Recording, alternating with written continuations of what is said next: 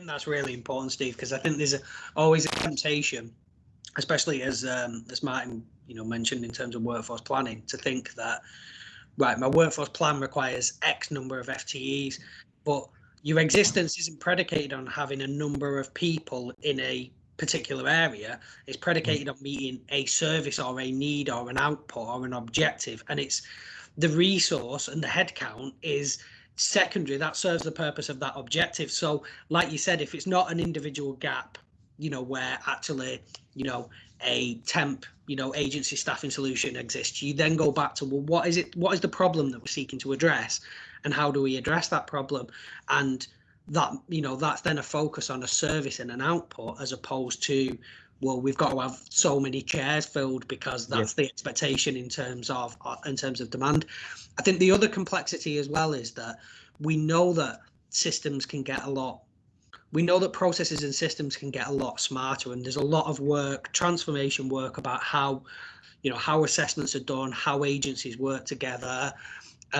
There's various pieces of transformation work. Now, the problem that you always have is that when you leave, the success of implementing that is then dependent upon the staff, and that's staff capability, but capacity is the big issue, because you're trying to do transformation whilst your day job, and as coming back to what we said before, your day job's now 200%. Oh, and by the way, we know that we need to do this, and sometimes you just need that ability and that headspace to do this. And a prime example for me, and this applies to all social work, children's and adults, is there is one very large missed opportunity that exists, which is in the line of questioning and doing the assessment.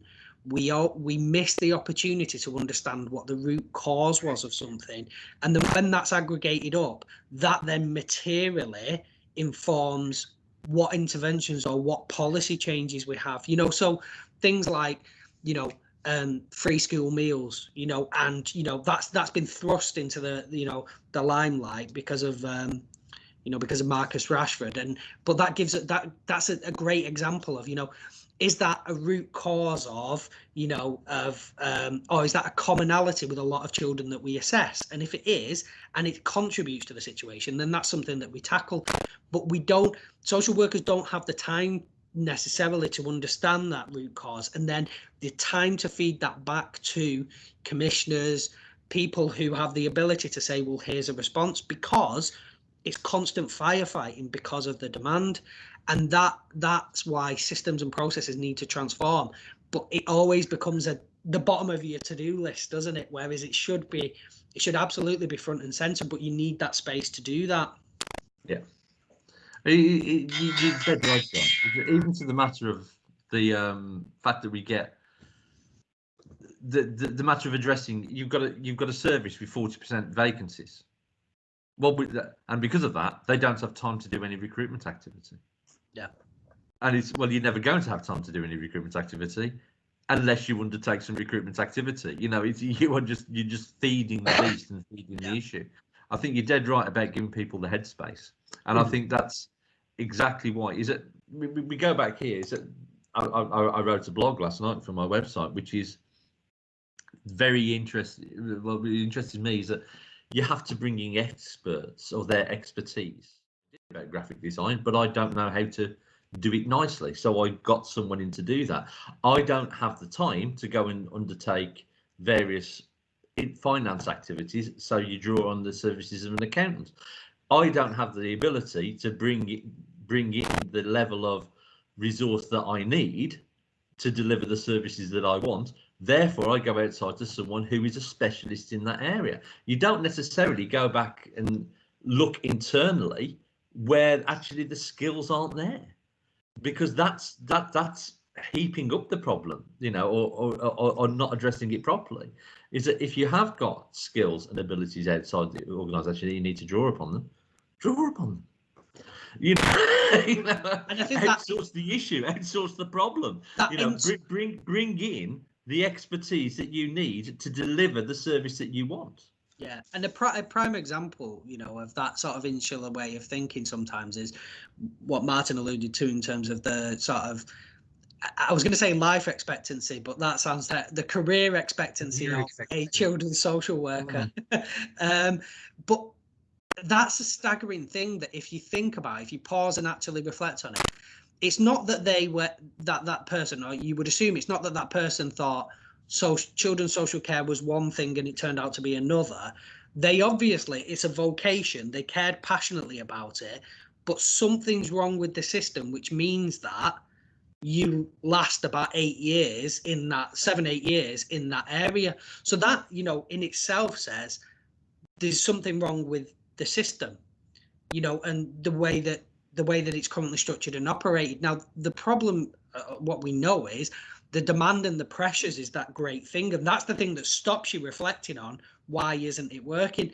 And there's been some great learning in terms of COVID, and almost like social workers I've spoken to, it's almost slightly, whilst there has been demand pressures, and I think we touched upon it before, it's reinvigorated a little bit the career as well, or their passion, by virtue of what we had pre-COVID was a massive risk-averse state, which was everything needs to be in triplicate, and you have to show, you know, and, you know, why do it in 4 pages if it can be 400-page sort of, you know, mentality? And I haven't read that 40-page document.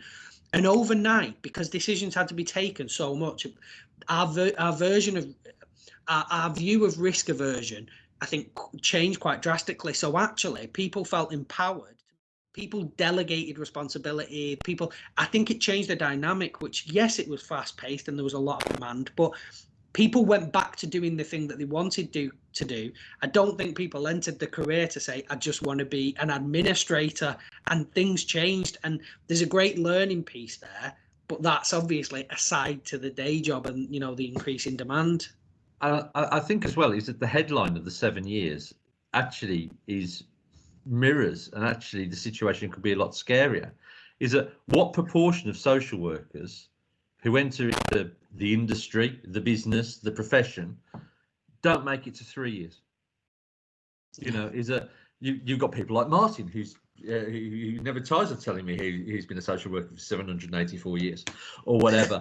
And 785. You look good on it, Martin.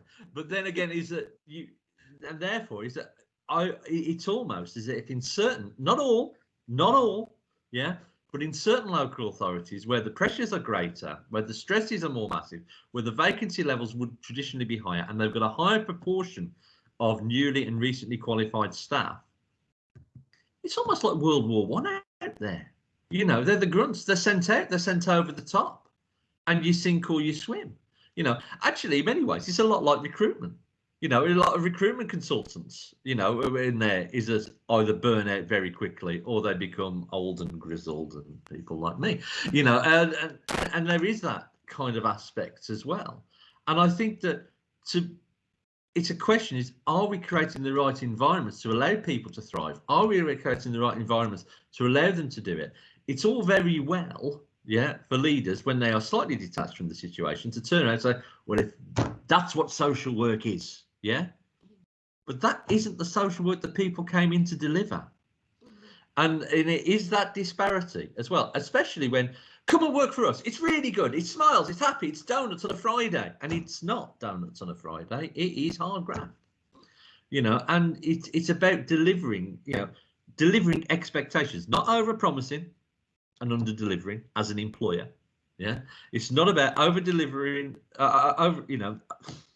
over promising and under delivering as a political leader as well. It's about providing the situation so people can do the work that they want to do. And if you do that, if you look after the development, the outcomes will look after themselves.